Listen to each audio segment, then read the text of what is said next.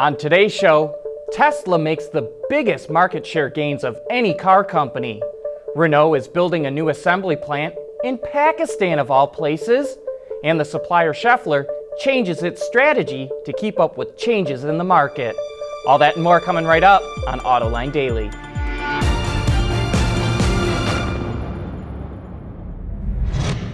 This is Autoline Daily, the show for enthusiasts of the automotive industry. FCA is once again in hot water over its gear shifters.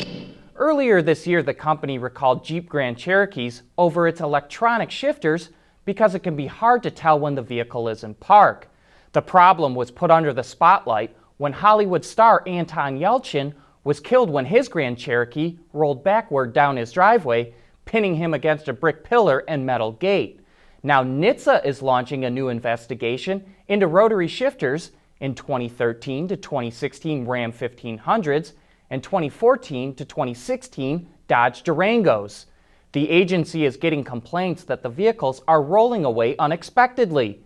But it's not just FCA. NHTSA also launched an investigation into faulty rotary shifters involving Jaguar Land Rover vehicles. But we wonder if this is a problem with the shifters, or are people simply not using them properly? So far, none of the investigations have turned up a defect. Renault will expand its manufacturing footprint in one of the most unlikely countries in the world. Wards Auto reports it will start building vehicles in Pakistan under a joint venture with a company called Gandhara Nissan. It will be low-volume production, starting at only 16,000 units a year and working its way up to 50,000 SUVs and sedans annually. Pakistan sounds like a dangerous place to build cars, but the market could potentially be big one day. It has the sixth largest population in the world with over 200 million people. Honda, Toyota, and Suzuki currently dominate the car market in Pakistan. The electric vehicle market has the potential for huge growth, and both suppliers and automakers alike are evolving their strategies to adjust to that reality. Just last year, Borg Warner bought Remy International, which makes starters, alternators, and electric motors. And now giant supplier Schaeffler has purchased Compact Dynamics, which also makes electric motors. These suppliers are dominant players in supplying parts for internal combustion engines, but as the market changes, so is their business strategy. And still to come, Tesla is gaining market share faster than anyone else, and by a wide margin. Autoline Daily is brought to you by Bridgestone Tires, your journey, our passion. Dow Automotive Systems, advanced materials that deliver better results. And by Lear, a global leader in automotive seating and electrical systems. Owning an Acura NSX puts you in a pretty exclusive club, but Acura wants to make that experience as unique as possible. Not only do owners get a custom scale model with the exact paint, interior, and features of their car, but now they get a custom video of their car being built on the assembly line. Acura revealed a new campaign called NSX Originals that depicts the exact specs and options of the owner's car and its unique serial number. Luxury and supercar makers are always trying to come up with new ways to make their brand experience as unique as possible, and this is just another way Acura is hoping to set itself apart from everyone else. One of the best ways to measure which automakers are doing the best is to look at their market share. And so far this year, Tesla made the biggest gains in the American market. Its share is up 50% for the first 11 months of the year. Its numbers are small, but growing faster than anyone else. Next is Volvo, up 25% this year, thanks to the new XC90 and S90. Jaguar Land Rover is gaining fast, up 20%, mostly because of the hot-selling F-Pace. Kia, Subaru, Nissan, and Honda are others who are stealing market share away from others. The companies that are giving up the most share this year include VW, down 10%. No surprise there, really, but the next one is a big surprise. BMW's market share is down 8.7% this year. Mazda, General Motors, and Toyota also lost share. And speaking of GM, it's going to temporarily lay off 10,000 employees as it idles 5 assembly plants for up to 3 weeks due to high inventory levels. All of the vehicles affected by this are passenger cars.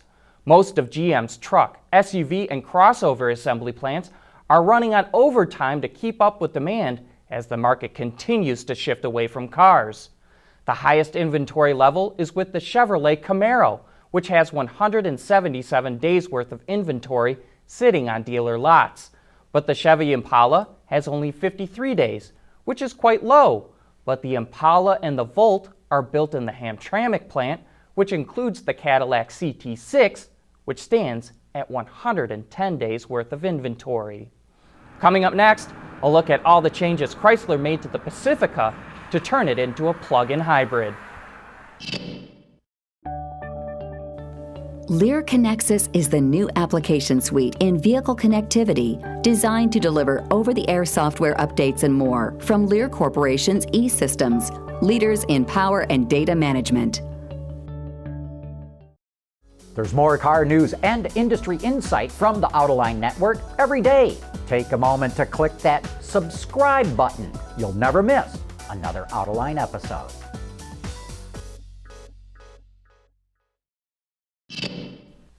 As you know, the new Chrysler Pacifica is available in 2 versions, a regular gasoline-powered model and a plug-in hybrid.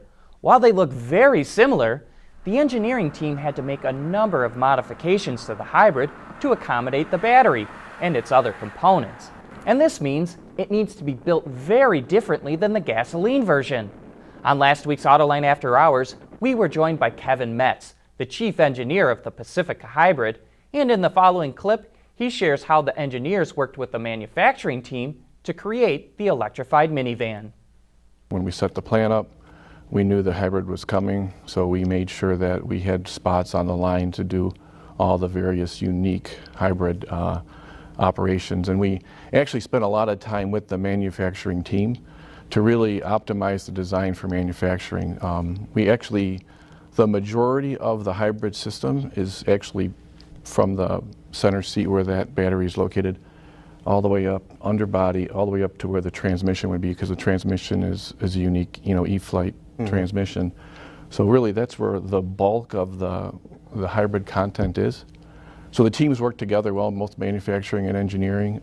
We have a super module, what we call it, where we've located the onboard charger, the 6.6 kilowatt onboard charger, the DC to DC converter. That's the module that we use to convert the high voltage to 12 volt system. We don't have an alternator on the engine.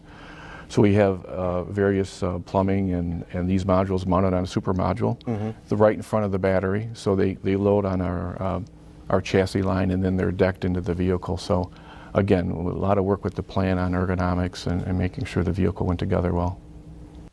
And for more great info about the development of the Pacifica hybrid, you can watch that entire discussion right now on Autoline.tv, or you can find it on our YouTube channel. That's it for today. Thanks for watching, and please join us again tomorrow for the latest news in the global automotive industry.